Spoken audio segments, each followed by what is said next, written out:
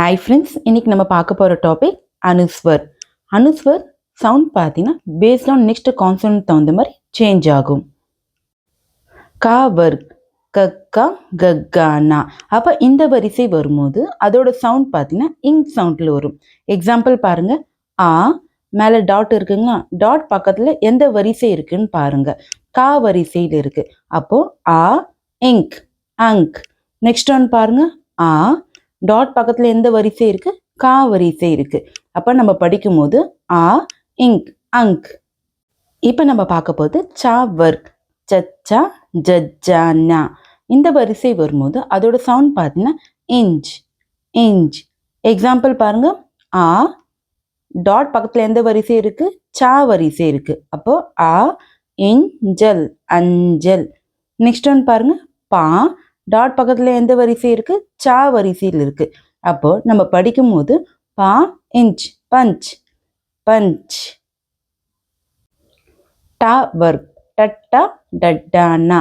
அப்போ இந்த வரிசை வரும்போது அதோட சவுண்ட் பார்த்தீங்கன்னா இன் சவுண்டில் வரும். ஃபர்ஸ்ட் எக்ஸாம்பிள் பாருங்க, ஆ டாட் பக்கத்தில் எந்த வரிசை இருக்கு, டா வரிசை இருக்கு. அப்போ நம்ம படிக்கும் போது ஆ என் டா அண்டா.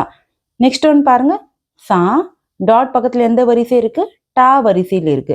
அப்போ நம்ம படிக்கும் போது சண்டாஸ் அப்படின்னு படிக்கணும். நெக்ஸ்ட் வர்க் டா வர்க் தத்தா தத்தானா. அப்போ இந்த வரிசை வரும்போது அதோட சவுண்ட் பார்த்தீங்கன்னா இன்.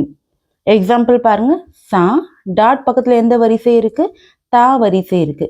அப்போ நம்ம படிக்கும்போது சன். நெக்ஸ்ட் எக்ஸாம்பிள் பாருங்க, ஆ டாட் பக்கத்தில் எந்த வரிசை இருக்கு, தா வரிசை இருக்கு. அப்போ நம்ம படிக்கும்போது அந்தர். பா வர்க் பப்பா பப்பாமா. இப்போ இந்த வரிசை வரும்போது அதோட சவுண்ட் பார்த்தீங்கன்னா இன் சவுண்டில் வரும். எக்ஸாம்பிள் பாருங்க, சா டாட் பக்கத்தில் எந்த வரிசை இருக்கு, பா வரிசை இருக்கு. அப்போ நம்ம படிக்கும்போது சம்பத்தி. நெக்ஸ்ட் எக்ஸாம்பிள் பாருங்க, சா டாட் பக்கத்தில் எந்த வரிசை இருக்குன்னு பாருங்க, பா வரிசையில் இருக்கு. சா இம் பா பா பக்கத்தில் டாட் இருக்குங்களா, டாட் பக்கத்தில் எந்த கான்சனன்ட் இருக்குன்னு பாருங்க, தா வரிசையில் இருக்கு. அப்போ நம்ம படிக்கும் போது சம்பந்த் சம்பந்த். இப்போ இந்த சார்ட் பாருங்க, உங்களுக்கு ஈஸியாக அண்டர்ஸ்டாண்ட் ஆகிடும். கா வர்க் வந்தா இங் சவுண்ட், சா வர்க் வந்தா இஞ்ச், டா வர்க் வந்தா இன், தா வர்க் வந்தா இன், பா வர்க் வந்தா இம். இப்போ உங்களுக்கு ஒரு கொஷின், ஹிந்தி எந்த குரூப்ல வரும்னு சொல்லி கமெண்ட் பாக்ஸ்ல கமெண்ட் பண்ணுங்க. இதே மாதிரி ஈஸியாக ஹிந்தி கற்றுக்கணும்னா மறக்காம என்னோட சேனலை ஃபாலோ பண்ணுங்க.